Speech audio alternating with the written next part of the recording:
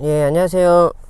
이번 시간에는 제1장 요양보호 개론 파트 중에 요양보호 관련 제도 및 서비스 파트를 진행을 할 텐데, 이 수업을 진행하기 이전에 선생님들한테 전체적인 이해를 돕고자 설명을 좀 드리면, 이 장기요양보험 제도가 2008년 7월에 시행이 됐어요. 2008년 7월에 시행이 되면서 기존의 4대 보험이라고 했던 보험 중에 하나의 보험이 더 납부를 하게 됐습니다. 이 기존의 4대 보험이라고 하면은 우리 선생님들이 잘 알고 있듯이 국민연금, 그 다음에 건강보험, 그 다음에 고용보험, 산재보험을 얘기를 하는데, 직장을 다니시는 분은 직장 가입자로, 그 다음에 직장을 다니시지 않으시는 분들은 지역 가입자로 해서 내야 되는 우리나라의 강제보험, 의무보험이 돼요. 그러면 2008년 7월 이후부터는 국민들이 5대보험 이렇게 하나의 보험이 더 추가가 됐습니다. 그 보험이 장기요양보험이에요.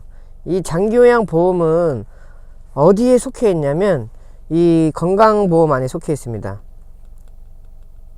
그래서 국민 누구나면 이 건강보험료를 내고 있기 때문에 이 안에 속해 있는 장기요양보험료까지도 내게 되는데, 기존에 내 자식들, 내 부모님들 건강보험을 안 내는데요 라고 얘기를 할 수 있는데, 이건 우리나라의 의무 강제보험이기 때문에 국민 누구나면은 피부양자로 등록이 돼서 납부를 하게 돼요. 그러면 이 건강보험 안에는 의료보험이 있고 장기요양보험이 있습니다.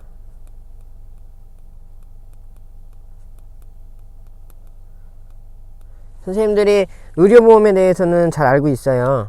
2008년 7월 이전부터 내가 내는 건강보험, 즉 의료보험을 내면서 당장에 선생님들이 혜택을 받고 있기 때문에 이 의료보험에 대해서는 잘 알고 있습니다. 내가 내는 의료보험을 어디에 가면 혜택을 받을 수 있죠? 네, 병원에 가시면은 당장 혜택을 받을 수 있죠. 병원에 가시면은 당장 혜택을 받고, 내가 낸 의료보험으로 자기부담금 20%만 내고 건강보험공단에서는 의료보험 적용받아서 80%를 내주게 되죠. 그러면 이 병원에는 의사, 간호사, 간호조무사도 있지만 우리 환자분들을 돌봐주는, 케어하는 분들이 있어요. 이런 분들을 간병인이라고 합니다.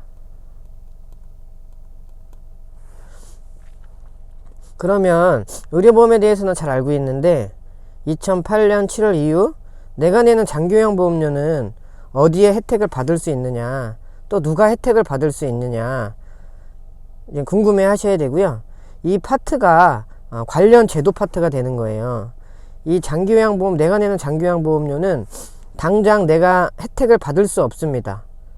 누가 혜택을 받을 수 있냐면 65세 이상, 65세 미만, 노인성 질병을 가진 자로서 현장의 거동이 불편해서 누군가의 도움이 꼭 필요로 하신 분들, 즉 혼자서는 자립을 할 수 없는 분들이 이 보험 혜택을 받을 수 있습니다. 그러면 누가 이 해당이 되는 대상자가 선정이 됐을 때 어떠한 혜택을 받을 수 있냐면, 장기요양 기관을 이용할 수 있는 거예요. 기존의 의료보험은 병원에 가서 혜택을 받을 수 있었지만, 장기요양보험은 병원이 아닌 장기요양기관을 이용했을 때 혜택을 받을 수 있는 거예요. 그러면 여기서 장기요양기관은 어떤 곳인가 라고 또 궁금해 하실 수 있어요. 요양원, 그 다음에 주간보호, 야간보호, 단기보호, 방문요양, 방문목욕, 방문간호, 복지연구, 이러한 기관들이 장기요양 기관이라고 하는데요. 선생님들이 아마 그 240시간 교육 과정을 받으시면서 실습 나갔던 곳들을 생각을 하시면 돼요. 그 곳들이 다 장기요양 기관이고요. 이 장기요양 기관에는 65세 이상, 65세 미만, 노인성 질병으로 혼자서는 자립을 할 수 없는 그런 분들이 있겠죠. 이런 분들을 돌봐줄 수 있는 사람, 이런 분들을 케어해주는 분들을 요양보호사라고 하는 거예요. 즉, 요양보호사 자격 소지하신 분들만 장기요양기관에 계신 어르신들을 돌볼 수 있는 자격 요건이 되십니다. 그래서 간병인과 요양보호사는 달라요. 예. 간병인은 장기요양기관에 일을 할 수 있을까요? 일을 할 수 없죠. 자격증이 없기 때문에. 요양보호사는 직책을 가지고 병원에 가서 일을 할 수 있을까요? 일을 요즘엔 통합간병 서비스라는 걸 해서 요양보호사 자격 소지하신 분을 뽑기도 하는데요. 통상 요양보호사라는 직책을 가지고는 병원에 가서 일을 할 수 없습니다. 간병인으로 취업은 하실 수 있죠. 예. 그러면은 간병인으로 취업을 할 때는 요양보호사라는 이력사항에 플러스 요인이 되는 거지 의무, 필수는 아닌 거예요. 기존의 간병인 경력 1년에 1200시간을 가진 경력을 계신 간병인 분들은 이 요양보호사 자격증을 딸 때는 240시간이 아닌 160시간만 하면 요양보호사 자격 시험을 볼 수 있는 자격이 갖추어지게 됩니다. 예, 그래서 이렇게 요 파트가 이제 관련 제도 파트가 되는데, 여기서 이해를 했듯이 내는 건강보험 안에 장기요양보험료가 있기 때문에 장기요양보험료를 내고 있다. 근데 이 장기요양보험료를 내가 내지만 당장 혜택을 받을 수 없어요. 그러면 누가 혜택을 받을 수 있는지, 즉 대상자는 누가 되는지, 또 대상자로 선정이 됐을 때 어떠한 혜택을 받을 수 있냐면, 말씀드렸듯이 장기요양기관을 이용할 수 있는 혜택을 받을 수 있는 거거든요. 그러면 장기요양기관의 종류를 아셔야 돼요.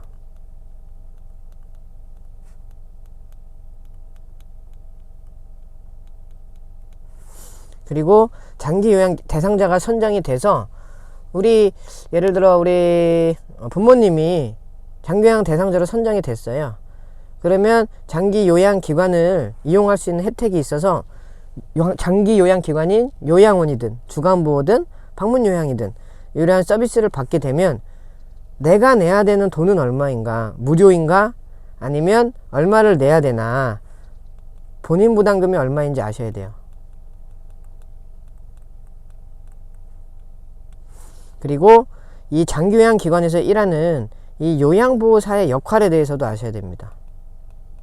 선생님들이 취업을 하시면 다 요양보호사 선생님으로서 일을 하시게 될 텐데, 요양보호사 선생님의 역할을 궁금해 하셔야 돼요. 그래서 이 파트가 관련 파트가 돼요. 이 파트가 관련 제도 및 서비스 파트가 되거든요.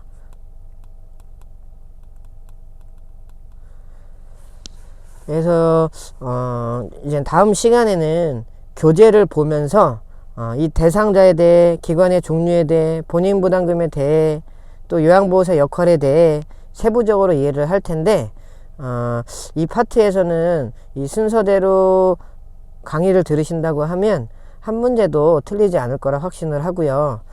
다음 시간엔 교재가 옆에 있으면 더 좋을 것 같아요. 네, 교재를 보면서 쭉 다시 수업을 진행을 하겠습니다.